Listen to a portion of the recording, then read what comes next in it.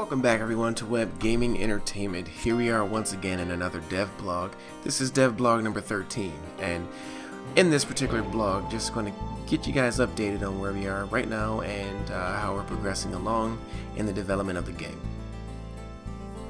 So here is our create a character screen, as well as more details, and actually the create a company screen, all in one really. And this particular screen is where you'll obviously start the game and you'll be able to customize your character, though those features are not in the game currently, but they will be, as well as your company logos and things like that, the slogan, the description, and more of those details. Also the your starting industry, which when you designate that, is going to basically determine where you start the game as far as what skills or what attributes your company will have going into the game. And so once you choose this, it would make sense to stick with it.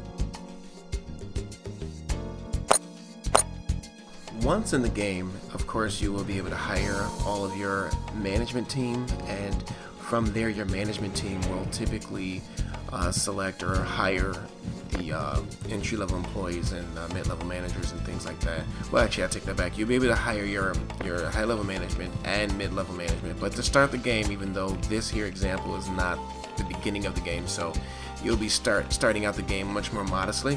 But for starting out at the beginning, you'll be the ideal thing is to hire mid-level management first to get your company off the ground. Then you can start to jump into higher level management. From there, the sky's the limit.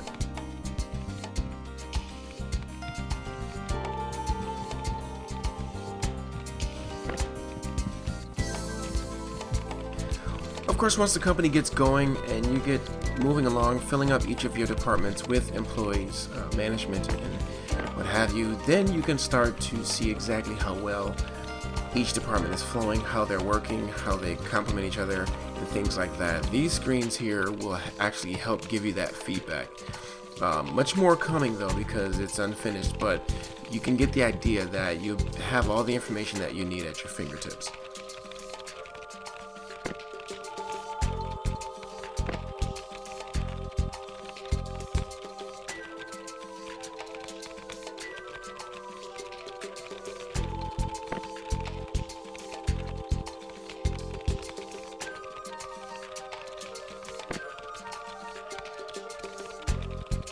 So in the game, there will definitely be researching available to you. You will be able to research different trees, and of course this is unfinished. A lot of the logos look the same, those will change. But you'll be able to research a bunch of different technologies going down different paths that will complement different products that you can create and things like that. Once researching these things, more options will become available to you as you go along. But as you can see, this product creation screen here, there's a lot of different options you can choose from when creating products. In this case, a central processing unit, CPU.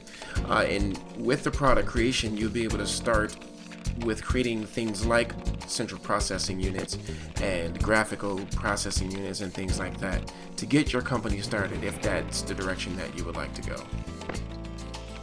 And just to touch again on the research, when researching, again, there's different trees, so the higher you go in the tree, the more technology or the more advanced technology you'll be able to unlock. And just so you know, the speed at which these are researching is not indicative of what it will be in the final game. It would take a whole lot more time depending on your research team and the skills they have when it comes to researching different technologies.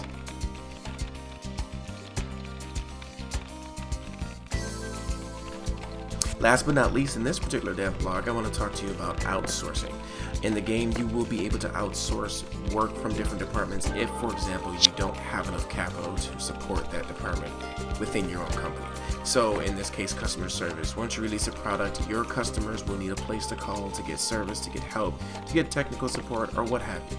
But they have to have someone to call, and in the game, you will have options for outsourcing that work, and each company has different attributes that they offer to you, and it's up to you to choose which one or what is most important to you when dealing with your customers. So thanks for watching, everybody. This is devblog number 13. Stay on the lookout for devblog number 14 and for the release of the game and more information regarding testing. Thank you guys for sticking with me, sticking with the game, and following and showing your passion for this game. Thank you, and I'll see you guys in the next video.